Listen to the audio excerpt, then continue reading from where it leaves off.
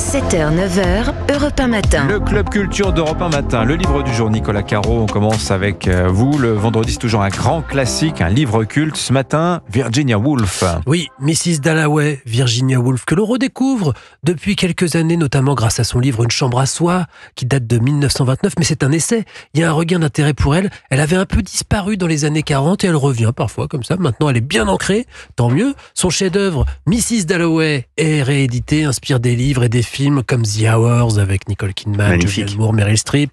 The Hours qui était le titre initial du roman. Alors à son époque, Mrs. Dalloway a-t-il été bien reçu par le public ? Absolument. Elle publie Mrs. Dalloway en 1925 et les lecteurs sont au rendez-vous alors que c'est pas forcément un roman très évident. Il y a une recherche pointue de style et de mode de narration. C'était assez innovant, entre autres parce que par exemple Mrs. Dalloway, c'est juste l'histoire de Clarissa Dalloway, donc une dame d'une cinquantaine d'années qui reçoit à dîner le soir, mais elle a besoin de fleurs, alors elle va en chercher. Ça se passe juste après la Première Guerre mondiale, pendant une seule journée dans Londres.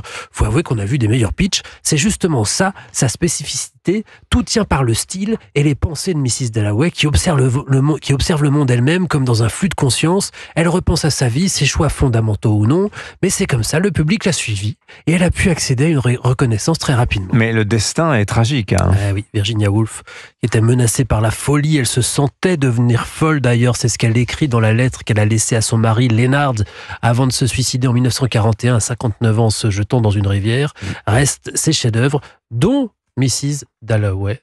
Voilà, Une chambre à soi, donc vous nous recommandez. Merci beaucoup Nicolas Caro, qu'on retrouvera dimanche sur Europe 1, tous les dimanches. La Voix est libre, 18h, 19h, quel est le programme ? Grégoire Bouillet, l'écrivain pour le syndrome de l'orangerie, et puis la bibliothèque de Harry Roselmack, le journaliste. Ah, super. Alors c'est comment ? C'est vaste ? Eh ben, c'est science-fiction beaucoup et sagesse antique. Comme Laurence Ferrari. Comme Laurence Ferrari, décidément, les présentateurs de journaux. Et puis Héloïse Goua pour les romans jeunesse et Sébastien Bordenave pour les bandes dessinées. Voilà, dans La Voix est libre. Sur le chemin du retour de week-end, 18h-19h sur Europe 1 le dimanche. Merci beaucoup Nicolas. On va parler littérature, c'est dans quelques minutes avec Vincent Trémollet de Villers, avec à travers le cas Boualem Sansal dont on vous parle ce matin sur Europe 1. Mais avant cela, la musique, Joe Hume, 3 albums à découvrir ce week-end.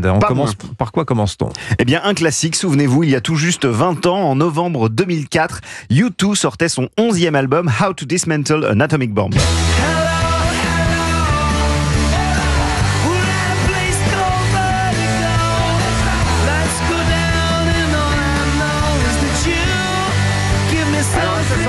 Cet album est très bien accueilli et le Vertigo Tour devient la deuxième tournée la plus profitable de l'histoire avec près de 4 millions de dollars de bénéfices. 400 millions. 400 millions, pardon. Oui, non, 4 millions, ça aurait pas été énorme. Aujourd'hui, U2 ressort cet album en version remasterisée, mais surprise, il est accompagné d'un nouvel album, une collection de 10 titres intitulé How to Reassemble an Atomic Bomb, et on y trouve ce genre de réjouissance.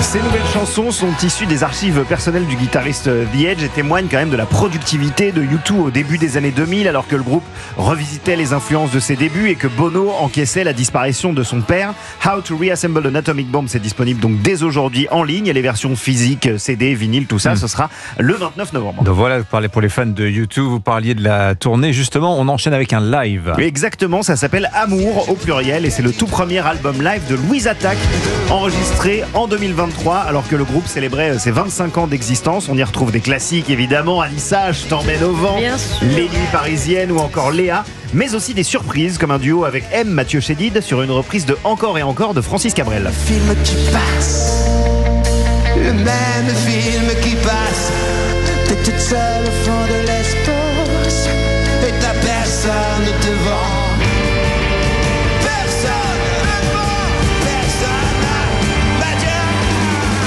Alors j'ai beaucoup aimé Amour parce que ça fait partie, vous l'avez entendu, de ces albums live où on entend beaucoup le public. Et ça c'est assez rare, un public qui porte Louise Attaque depuis 25 ans. C'est un vrai plaisir de redécouvrir cette chanson dans une vraie communion avec la salle. Voilà donc. Ce n'est pas Francis Cabrel, c'est bien Louise Attaque. Exactement. Que vous entendez, U2 que vous nous recommandez ce matin. Joey, merci beaucoup. Merci, avec plaisir. La sélection musicale d'Europe 1 en ce vendredi. Merci beaucoup Nicolas, bon week-end. À lundi. À lundi.